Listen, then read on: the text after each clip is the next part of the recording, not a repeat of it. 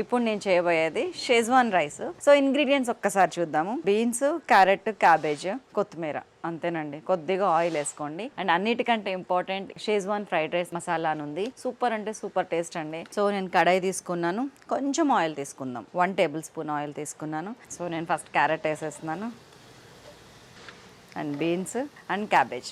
ముందు ఆయిల్లో ఎప్పుడైనా ఇవి వేయించి చూడండి, టేస్ట్ చాలా బాగుంటుంది, డిఫరెంట్గా ఉంటుంది. జస్ట్ 1 మినిట్ ఫ్రై చేసిన అంతే అండి. ఇదిగోండి రైస్ యాడ్ చేసేస్తున్నాను నేను. అట్లా హాఫ్ బాయిల్డ్ ఉంటే ఆ టేస్ట్ చాలా బాగుంటుంది, మనం హెల్త్ని కూడా ఇస్తున్నట్టు. కాబట్టి హాఫ్ బాయిల్డ్ ఉంచండి.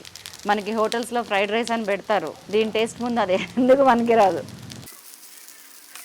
ఈ రైస్ వేడెక్కితే చాలండి. ఇదిగోండి చూసారా, అక్కడక్కడ వచ్చింది వెజిటబుల్స్ అనేది, అది టేస్ట్.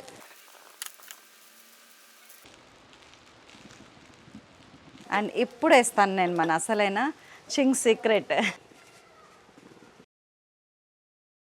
దీంట్లోనండి మీరు గమనించారా లేదో, ఉప్పు, పసుపు, కారం, అల్లం వెల్లుల్లి, మన మిరియాల పొడి, గరం మసాలా, ఎవ్రీథింగ్ టేస్ట్ వచ్చేస్తుంది. ఉప్పు కూడా వేయద్దు కనీసం మీరు, ఎంత ఈజీనో చూడండి.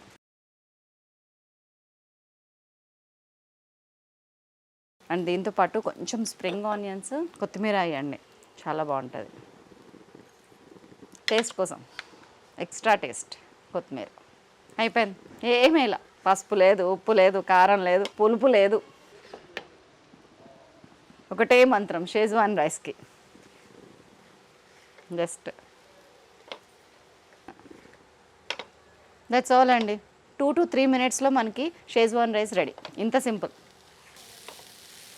మంచిగా పౌడర్ అంతా కలిసింది, వేడి అయ్యింది. ఆ వేడి అవటం వల్ల ఆ పౌడర్ అనేది రైస్లోకి సింక్ అయింది. అండ్ నాకు గుమగుమలు వచ్చేస్తున్నాయి ఆ పక్క నుంచి. దీనిలో కావాలంటే మీరు వెజిటేరియన్స్ కాకుండా నాన్ వెజిటేరియన్స్ అయితే ష్రెడెడ్ చికెన్ వేసుకోవచ్చు, బాయిల్ చేసిన చికెన్ స్ప్రింకిల్ చేయొచ్చు, మన కోడిగుడ్డు స్క్రాంబుల్డ్ ఎగ్ మంచిగా వేయించి దీన్ని కలపచ్చు. మన మైండ్ మనకు ఉండాలి కానీ దునియా చేయొచ్చండి వెరైటీస్ దీంతో. నేను స్టవ్ బాన్ చేస్తున్నా.